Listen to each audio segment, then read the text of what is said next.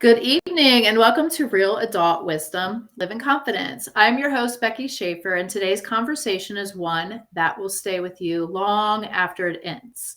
My guest, Pete Colter, was diagnosed with manic depression as a child, endured 11 surgeries, and gained a two-gain hearing, sorry about that, and faced unimaginable trauma. But through storytelling, he found purpose and now shares that purpose through his debut novel, The Endless Fall, a powerful story of survival, hope, and the human spirit, which actually we're going to go into that. Both the endless fall and the why not me concept are about reclaiming yourself after a long-term survival, learning that healing isn't about perfection, but permission. So I know we talk a little bit about my book as well. So my book focuses on how we stop asking why me and start asking why not me, reclaiming worthiness, breaking cycles, and choosing courage. Pete, your story shows the before, the endless fall, that dark night of the soul when worthiness feels unreachable. But from what I have learned about you, at one point you did ask God, why me? And today, I truly believe you are living the why not me as why not you, to be this powerful human to pass along that we can do hard things and help others on this journey. I want to welcome you to my show. Thank you so much for having me on. I appreciate it. Yes, it's been a pleasure getting to know you and your journey because our journeys as authors is not an easy one. No, it's not. It's not. A lot of people might think it is, but it isn't. It's a lot of work and it's a lot of dedication and a lot of yourself goes into it, you know. Yes, it absolutely does. I gotta turn off my dinger.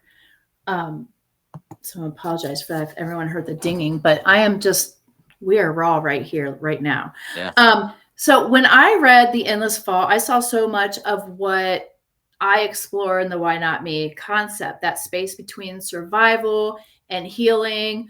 And your story hit me because it isn't about pretending that the pain didn't happen. hmm It's about what happens after when you start asking different questions. So, Pete, I'm going to ask you, your story is extraordinary. Diagnosed with manic depression, navigating trauma, 11 surgeries to gain your hearing. When did you first realize that storytelling was going to be part of your survival and your identity? It wasn't really until recently, actually, a little over 2 years ago or so. I had started I was just like super depressed all the time, you know, and I had been for my whole life, you know.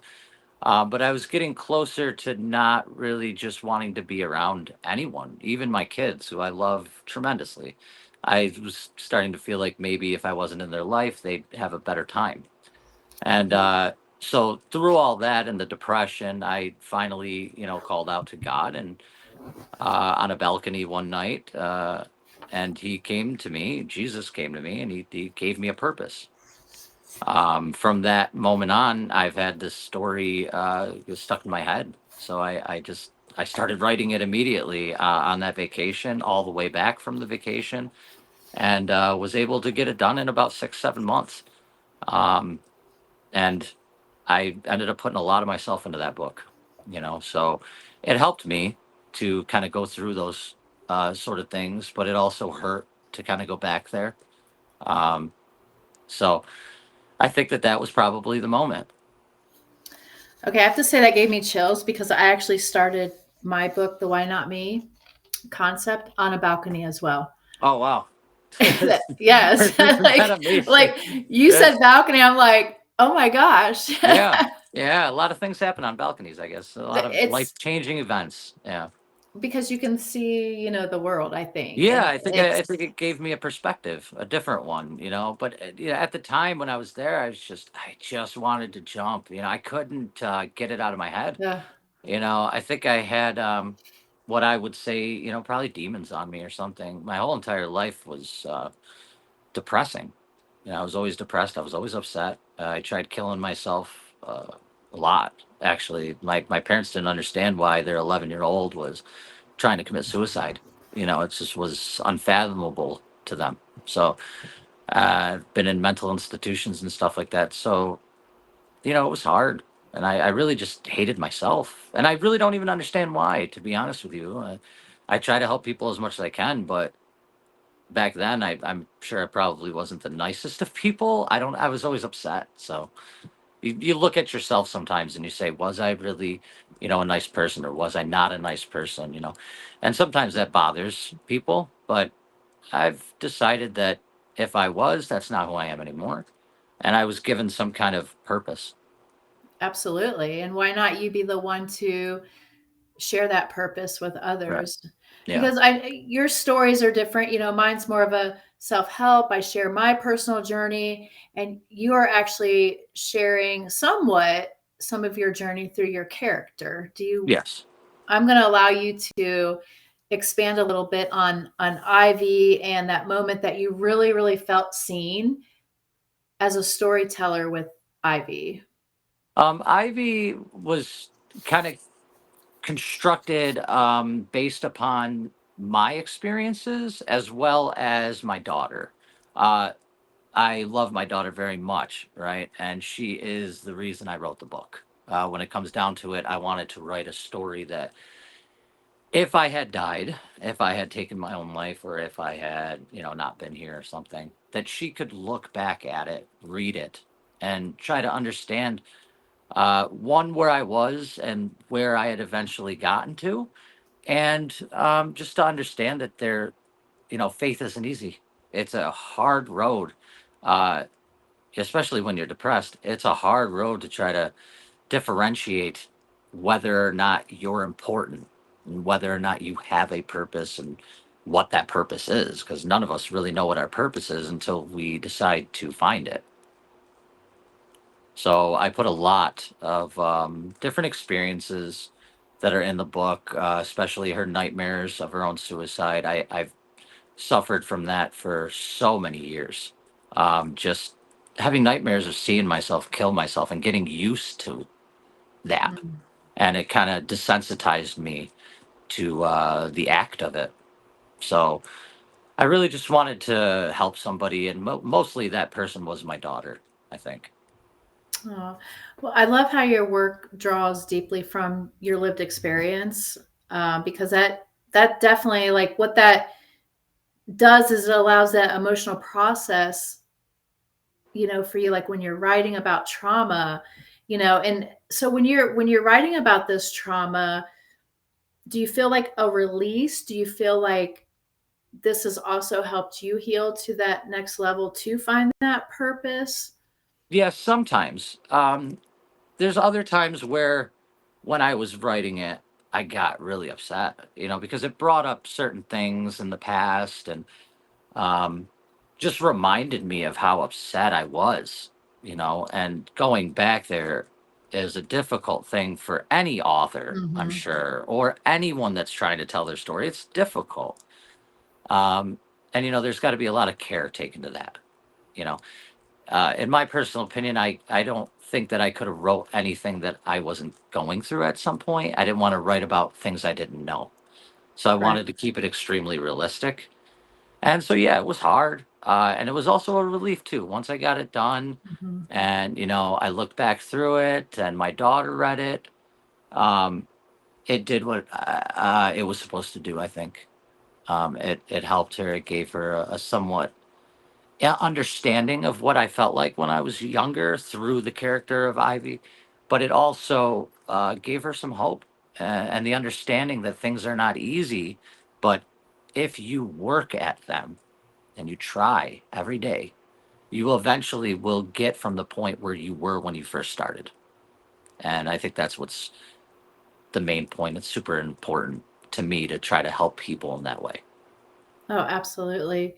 Um, one thing that stood out when you said you were writing and you are going back to that past trauma, when I was writing my book in chapter 1, right away, I share my dear child letter. Mm, And that is a process I went through in therapy right. where that was like the hardest assignment. And it took me longer to write that dear child letter than it took me to write this book. Yeah. because that is some hard work as an adult to write your child self and to let your child self know that you were doing the best that you could do at that time Yeah. with the tools that you had, and what you were going through is not your fault. And Yeah. so there's almost a level of forgiveness in that, but you do have to create some boundaries as a creator. When you're writing this stuff, you have to set boundaries and you have to give yourself a minute to pause and maybe walk away. Did you find Yeah. yourself doing that as well? Yeah. Yeah, I did. I got a couple chapters in, and the first couple of pages, it sort of makes you cry. I mean, that's kind of sort of the point to bring you in, is to understand how poverty stricken she was at a young age, and how her father is addicted to heroin and her mother's an alcoholic, and Mhm. just those really dark kind of atmosphere that you kind of create for the reader. And while I was doing that, it brought me back to that kind of thought process, and I started to find myself getting upset and kind of depressed. So I just had to shut the computer and just kind of walk away and go spend time with the kids, and because they're my rock, my kids and my wife. They're very they prop me up, and they know that I'm trying to help people and trying to get out of the deep depression that I've had for so long, you know. And it seems to be working now. I think writing has become an outlet for me to really get how I feel out. Mhm. And so now that I've gotten some of that stuff out, I feel like it's time to push it to people and see if I can somehow help somebody else with them. Absolutely. I think in being in education for 28 years, I've had students that live this life, that have Yeah, parents that are on heroin or yeah, overdose, or just so many stories that we can relate to with Ivy. hmm But this book captures both darkness and resilience. And how did you balance the reality of trauma with the hope woven into the pages that you wrote? Well, I kind of sort of I related it all to that moment on the balcony and what I Mhm. was feeling. So every single time she had some kind of struggle in the book with her faith or suicide or other students bullying her, all the other things that happened in the book, um, I went back to the moment to where I was so against God that I gave him an opportunity to show me something I didn't already understand. Right. And he did. And I got it. I got it very quickly. And there's times in that book where I'm just brought back to that moment. And I'm thankful that that happened, because Mhm. I do not think that I would be here. Honestly, I don't think we'd be having this conversation. That book would have never got written. And I, my kids would probably be without a father, because I decided that was it. I didn't want to keep doing it anymore. Well, And I'm glad a higher power kept you here. yes, yes, me too. Thank you. Thank you very much for that. I'm lucky. I got lucky that night. And look at all the amazing people that you are now meeting in this whole Yes, author world. I mean, it's yes, yeah. surreal. I'm very lucky to have been making the connections I've been making from these books. A lot of very good ones, a lot of lucrative ones, and just being able to help people. I think it's when people message me and they say, "Hey, I read the book. It was great. Um, but I'm still, I still feel, I still struggle with depression, and I still struggle with this." And it's, it's awesome to sit down and talk to Mhm. those people, and to actually become friends with those people, Mhm. not just, oh, well, thank you for reading my book, da, da, da, da, da. Yeah. I really love to connect with people. I would love to help anybody with any kind of problems. And I'm not a fix it, Mr. Fix It or whatever, but I do understand my life. I do understand my depression, Mhm. and I do understand trying or basically overcoming it. And I used the books in that outlet. That's what I did so that I could get it all out and try to move on with my life in a positive manner as opposed to an extremely negative one. And that you have for sure. So as you continue to write and move forward with this, what do you wish people understood better about manic depression? I think we already know mental health is very lax in our country at being looked at, but Yeah.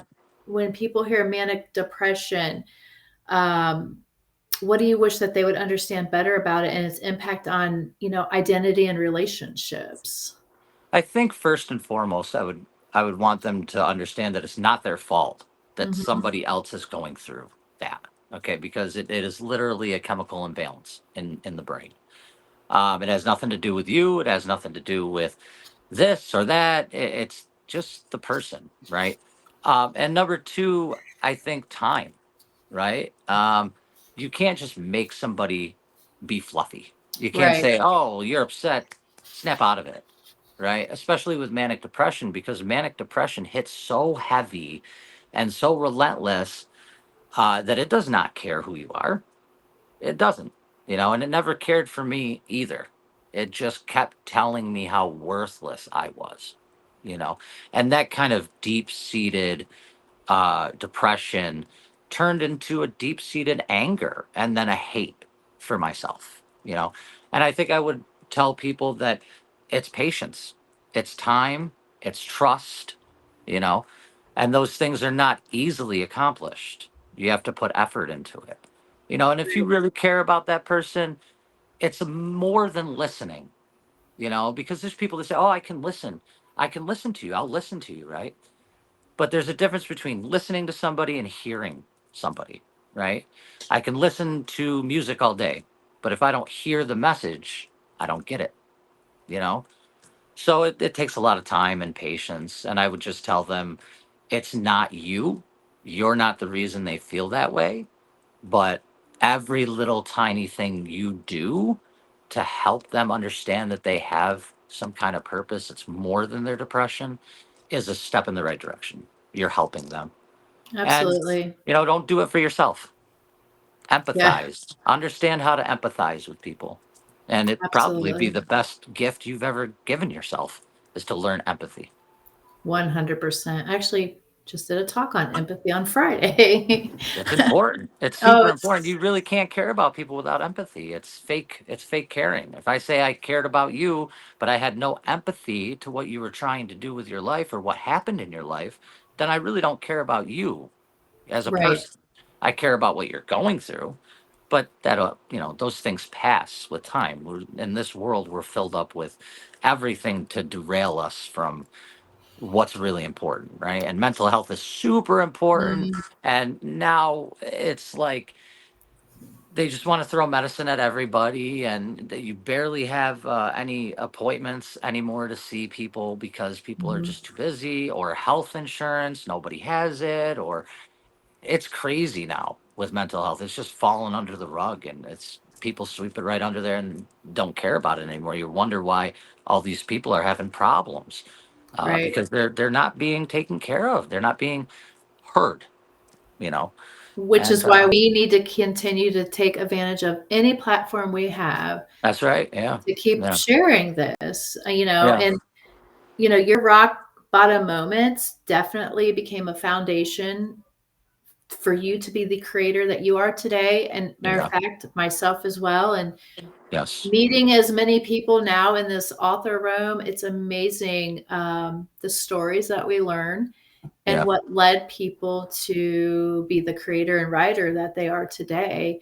And I haven't met one person that does not want to help another human being. And I think yeah. that's beautiful. I think that's because that's who we are, right? We're social Yes. creatures. Not everybody is an evil person, right? But a lot of people have been brought up with a lot of abuse, and Hmm. it makes them a certain way, until they find a purpose. Really, it's a purpose. Right. And I believe that if I wasn't given the purpose I was given on that balcony, we would be in a different situation now. Mm. So I'm very Well, grateful for that. me too. Me too, for sure. So if your younger self could read your book, what do you hope they would feel? Well, I hope that they would feel number one is empathy, right? Hmm. Again, back to how important empathy is. Two, I think I would hope that they would feel hope, and that they would feel that even though times are rough, there are very many times in your life that are going to be hard to deal with. But Yes. if you can see through it, if you can see past that negative that's right in front of you, that's tearing you apart, that's making you feel horrible, like you want to throw yourself off a balcony, or making yourself feel like you hate yourself, if you can get past that point, there's only going to be uphill afterwards because you've already reached your rock bottom. It's already Hmm. there. Pay attention to when you reach rock bottom because there's only up to go from there. You have to know it though. You have to own it. You have to say, this is it. This is my rock bottom. I'm going to kill myself. This is it. And move past it. And that's not easy. That's extremely hard. But I think I would tell, or I would hope that the younger me would see um, that it's a long journey. It's not easy to have faith. It's not easy to get yourself out of those suicidal times. It's not easy to be around people. It's just not. Even though we're social creatures and we want to be, Right. not everybody has empathy, and not everybody can just be around people like that, especially those with manic depression. And we also have to give time. There's a big part of this that includes time, because without time, you're not going to know anything. You can't get from point A to point B if you don't have the time to traverse. Right. And I think as adults now, we're well aware that our younger self carried us, carried all the fear, all the survival skills, and we Right. finally can exhale today a little bit. We can finally Yeah. exhale and be like, okay, we got through all this, we got through the rock bottom. I know my own story. I wrote the book for, you know, that little girl, the girl that didn't feel safe, the girl that didn't get clarity and didn't get a choice. And, Right. Yeah. when I think about, my younger self reading my book, I hope she feels protected and finally feels like she's allowed to stop surviving. Yeah. It's You time to know, start living. Yeah. yes, and have that Yeah. sense of freedom. And I Yeah. feel that a little bit, when you're talking. So Pete, I'm super proud of you and I'm super excited with everything you have going on Thank you. with I your appreciate that. books. And Yes. I'm excited to watch your continue, watching each other's journeys. Yeah. Of course. Tonight the conversation tonight is definitely more than just like an interview. It's a reminder of what it means to survive and to rise and to rewrite a story that once defined, you or me. This is a rewrite, Hmm. Yeah. of our life. And I appreciate your courage and your honesty and your commitment of turning your pain into a purpose. Yeah. Exactly what these conversations are for, and that is exactly why they matter, I for agree. sure. I agree, and I really Uh, appreciate you having me on the show. It was very nice to be on the show and to be able to share everything that's been going on. I have a I've feeling this noticed a won't be lot our of last people. one. Oh, I don't think it will be. I honestly don't. I think it's just great how many people in the community really are just open arms about things, and there's a couple that aren't, and that's maybe they're not doing well, or maybe nobody's looking at their books and stuff like that. And to them, I would just say keep plugging, right? Yes, Because your book is going to help somebody. It's going to be somewhere, but you have to put it there. You can't rely on everybody else to prop your stuff up because there's so many, right? There's mhm. got to be a point. And if you really want to help somebody, you're going to help them. You We're just a got to keep needle in pushing. a haystack. That's right. We That's right. are. That's right. Yeah. But for everyone listening, I hope you felt something shift, even slightly, because that's really where the healing begins when you feel that Hmm. shift. And Pete, I am incredibly proud of you. I'm honored to like have you on my show and honored to have you in my author circle. Yay. Yeah, Thank I you. know, right? And Yeah. I want to wish you so much luck with everything you have going on and as you continue walking forward as well with your story. And I love how you are telling your stories. And I love the way that you're using. Kind of reminds me a little bit of Walter Dean Myers, actually, and how he told some of his stories from his childhood into some of his writing. I wish I knew who. I don't know who that I is. know. He was, Yeah. look, I was an English teacher forever. Okay. So, Yeah, right. So you'd probably know a lot more about those kinds of things than I do.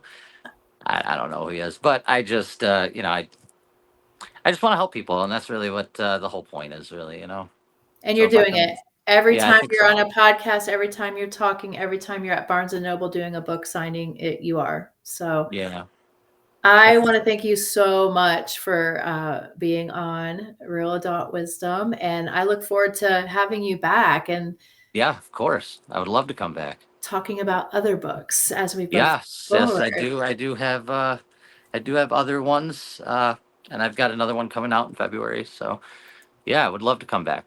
Super excited. Pete, thank you so much. And I want to wish you all the best with all your upcoming success. Thank you. I wish you the best too. I want to thank everyone for listening to Real Adult Wisdom. I am Becky Schaefer, your host, and Pete Colter was our honorable guest this evening. Have a good night.